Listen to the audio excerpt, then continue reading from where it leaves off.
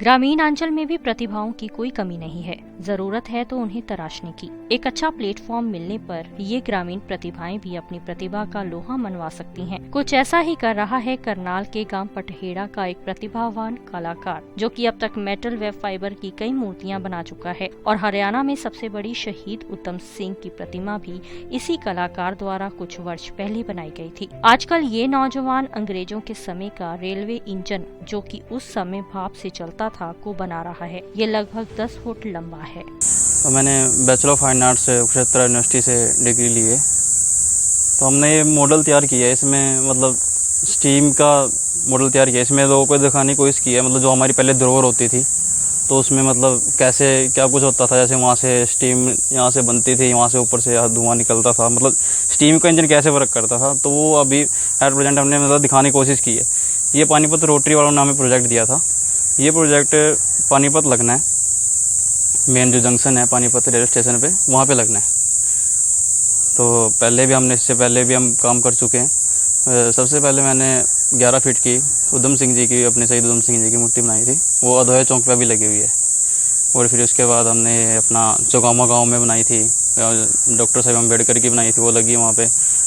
बयाना में बनाई थी, उधम सिंह जी की बनाई थी, वो 7 फीट की, वो वहाँ पे लगी हुई है। तो मतलब छोटे छोटे वर्क हमारे चलते रहते हैं। और मतलब जैसे भी मतलब जो सरकार की गाइडलाइन होती है वर्क के हिसाब से, जो हम उस पर काम करते रहते हैं। मतलब जैसे भी जो भी वो बोलते हैं, जो भी उनकी थीम रहती है, हम उनको उसके डिज़ाइन भी बनाते रहते हैं। जो भी मतलब उनका काम वर्क रहेगा, वो उसके लिए मैं बनाने के लिए पूरा बिल्कुल सक्षम हूँ। ये पूरा मेटल से बना है, उसमें लोहे का स्टील का प्रयोग हुआ है। जैसे मतलब ये पाइप है जो स्टील के हैं सारे पाइप, तो ये इसमें लगी हुआ, ये भी स्टील की है। मतलब लगभग इसमें आयरन का प्रयोग ज़्यादा हुआ है, लोहे का प्रयोग ज़्यादा हुआ है इसमें। कहाँ ये सारा इसमें न्यू मटेरियल लगा होगा सारा, बिल्कुल ही इसमें सारा कोई मतलब ऐसा वो नहीं, सब कुछ मतलब जैसे गोदान होते थे बड़े बड़े लोहे के, तो वहाँ से हम इसको लेके आए हैं। मतलब जो भी हमें जरूरत पड़ती रही, हम उसके हिसाब से लगाते गए। जी, इसको हमने मतलब 3 महीने का प्रोजेक्ट था। ये हमें जनवरी में मिल गया था। तो अब जैसे लॉकडाउन हुआ था, लॉकडाउन के चलते थोड़ा सा डिले हो गया, उन्हें मतलब मार्च तक कंप्लीट हो जाता। अभी लाखों रुपये खर्चा आ चुका है, बल्कि जो आगे भी अभी आता ही रहेगा। अभी थोड़ा काम अधूरा है, तो थोड़ा और लगेगा अभी इस पर। और हम फाइबर की बनाते हैं, मतलब जैसी रिक्वायरमेंट कस्टमर की रहती है, वैसे उसको काम करके देते हैं। वो मतलब मेटल की बनाना चाहते हैं तो मेटल की देते हैं, पत्थर की बनाते हैं पत्थर की देते हैं, फाइबर की रहते हैं तो फाइबर की देते हैं। जी, वो अभी फाइबर की हैं, सारी मूर्तियाँ बनाई फाइबर की हैं। एक फाइबर एक बहुत हल्का और ड्यूरेबल मेटल होता है, मतलब उसको आप उठा के, वो बहुत ही हल्का, इतना उठा के मतलब 11 फीट की आप उसको 4 बंदे मिलकर आराम से उठा सकते हो। जो कि पत्थर की बहुत ज़्यादा भारी होती है, तो उसको उठाने में आदमी सक्षम नहीं हो पाता। जी, 11 फुट वाले पे हमने उनको 1.5 लाख में दी थी। 11 फुट की मूर्ति थी जो 1.5 लाख में दी थी। और यहाँ पे हमने जो बयाना लगाई हुई है, ये 85,000 में दी थी इनको। उनकी एक तो कॉस्ट भी बहुत ज़्यादा रहती है, और सर वो भारी भी बहुत ज़्यादा होती है, बहुत ज़्यादा मतलब हैवी होती है। वो तो वहाँ से लाते हुए जो मतलब डैमेज हो जाता था ना, तो दोबारा वो रिपेयर भी नहीं हो पाती।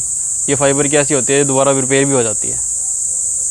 मतलब कोई सरकार कोई ऐसा प्रोजेक्ट देती रहे, तो हम उस पर काम करने के लिए बिल्कुल तैयार हैं। जो भी मतलब थीम रहेगी उस हिसाब से। कितना भी डिफिकल्ट कार्य हो। जी, बिल्कुल। नहीं, हमें टीम रहती है पूरी। मतलब कोई जैसे वेल्डर होता है, तो वो वेल्डर का काम करता है।